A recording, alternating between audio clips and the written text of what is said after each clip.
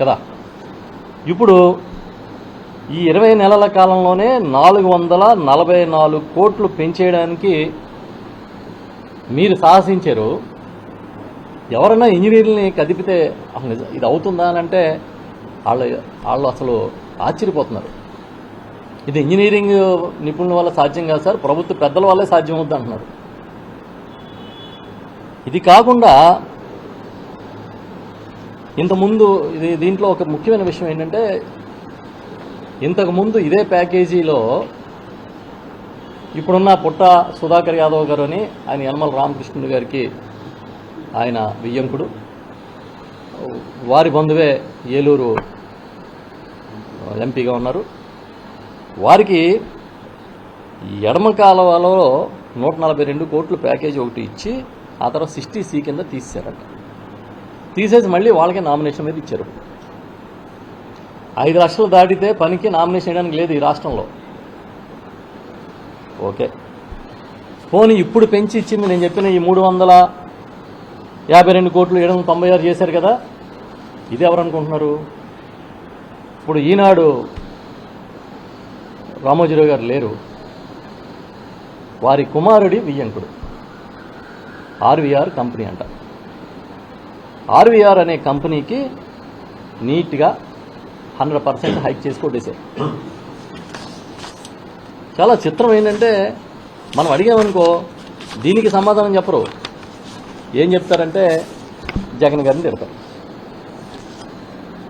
ఎందుకు మనం డైవర్ట్ అయిపోయి మా నాయకుడిని తిడతావా, మమ్మల్ని తిడతావా, మా మీద కేసులు పెడతావా అని మళ్ళీ మేము తిరిగి తిడతాం కదా. అసలు విషయం అసలు కదా పక్కకు పోతారు. మేమే ఈ చిత్రం ఏంటంటే ఒకేసారి పెంచలే, 2 సార్లు పెంచారు. కొద్ది కొద్దిగా పెంచుకుంటూ రెండు సార్లు కొట్టుపడేశారు.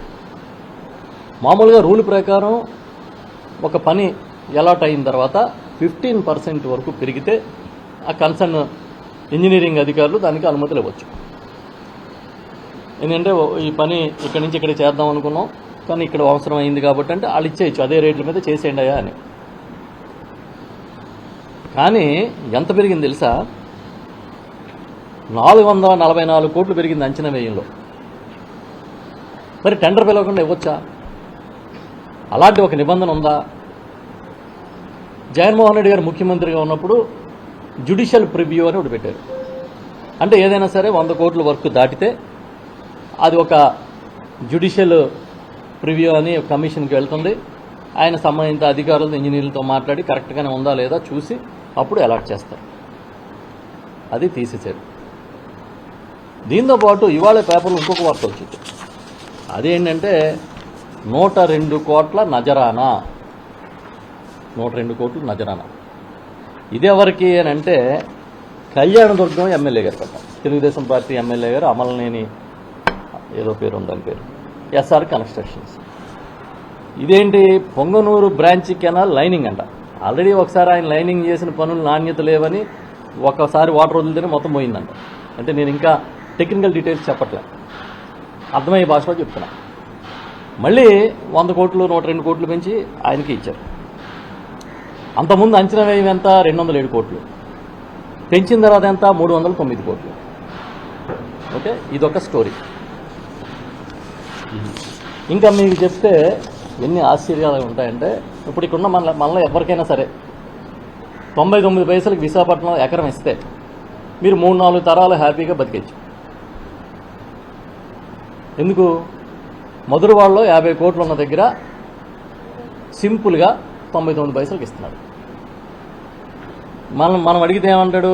మీకు ప్రగతి అంటే తెలియదు, మీకు డెవలప్మెంట్ అంటే తెలియదు, మీకు చేత కాదు, చూడు నేను టీసీఎస్ని తెచ్చాను, లేకపోతే నేను ఇంకొక కంపెనీని తెచ్చాను అని మనకేదో చెప్తాడు. ఈ ముసుగులో ఇంకా ఆయన ఏ కంపెనీలకు ఇచ్చాడో తెలుసా మీకు? అసలు నా దగ్గర డీటెయిల్స్ చూస్తుంటే చదువుతుంటే టీసీఎస్ కాగ్నిజెంట్కి ఎకరం 99 పైసలకి 22 ఎకరాలు 19 సెంట్లు. పోనీ ఏదో పేరున్న కంపెనీని అనుకున్నాం. పోనీ అదైనా దుర్మార్గం కదా, 99 పైసలకి ఎకరం ఇచ్చేయడం ఏంటి? ఇదే కంపెనీలు బెంగళూరులో పెట్టాలి, మరో చోట పెట్టాలంటే వాళ్ళేమో కొనుక్కుంటున్నారు ల్యాండ్. సరే తీసుకొచ్చావు, ఇన్ఫోసిస్ అనే కంపెనీకి ఇచ్చావు, ఓకే. ఇవి కాకుండా వర్ష అని ఒక కంపెనీకి ఇచ్చాడు. ఆ కంపెనీ ఎప్పుడు పుట్టింది? ఒక సంవత్సరం క్రితం పుట్టింది. అది కాకుండా advanced system in package technologies అంట, వాళ్ళకి 99 పైసలకు ఇచ్చాడు. ఇలా ఇచ్చిన జీవోల్లో లోపల ఏముంటుందో తెలుసా?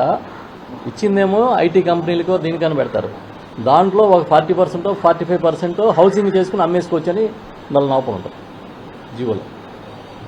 మనం అడిగామనుకో, మనం అడిగితే మనకి రెడ్ బుక్ చూపించి భయపెడతారు. ప్రశ్నిస్తామన్న వాళ్ళు ఎవడో ప్రశ్నించరు.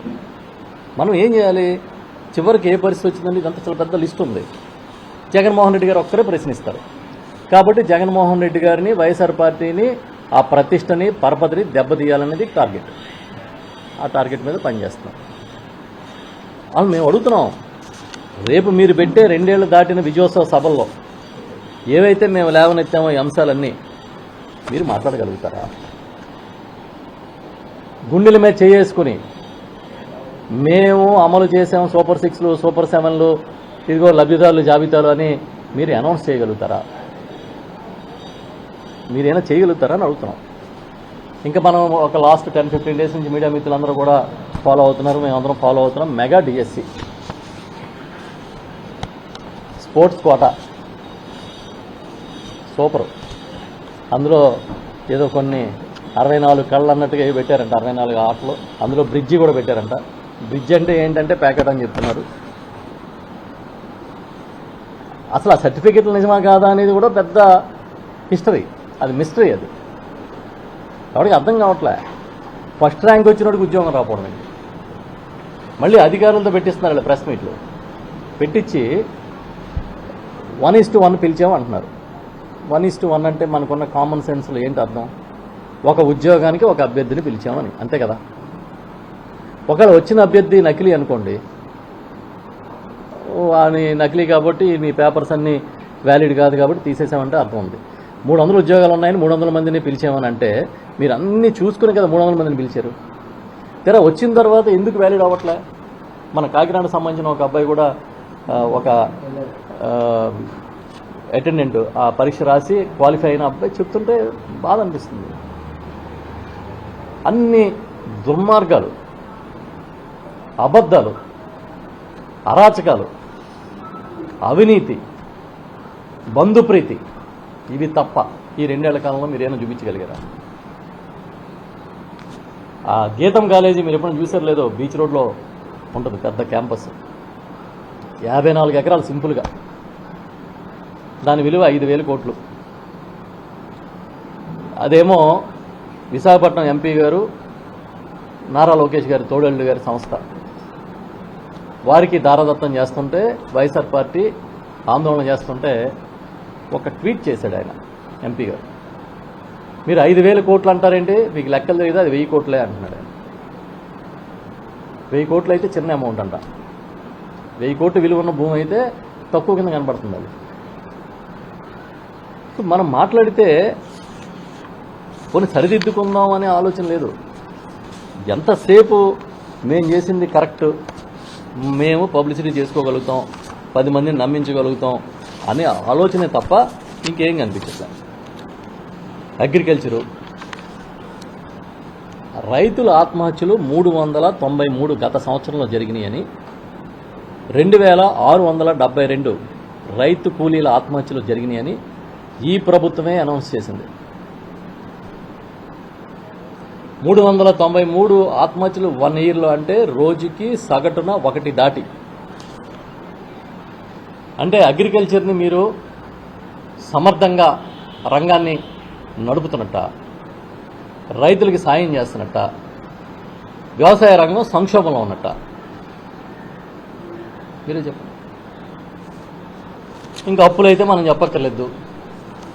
శ్రీలంక అవుతుందన్నారు, అదన్నారు, ఇదన్నారు, దొరికినట్టు మాట్లాడారు, రాశారు, అబద్ధాల ప్రచారం చేశారు, సోషల్ మీడియాలో తిప్పారు. జగన్మోహన్ రెడ్డి గారు మొత్తం పేదలకు దోచిపెట్టేస్తున్నాడు, ఇవన్నీ మాట్లాడారు. ఆయన 5 ఏళ్ల కాలంలో తీసుకొచ్చిన అప్పులు కరోనా లాంటి కష్టకాలంలో కూడా విపరీతమైన సర్వీసు, మానిటరింగ్ బెనిఫిట్, ఇంటికి పప్పు ఉప్పుల దగ్గర నుంచి, నిత్యావసరాల దగ్గర నుంచి ఇంటికి మందులు పంపించే వరకు చేశారు. ఆయన ఏం ఖర్చు చేశారంటే తేట తెల్లంగా ఉంది.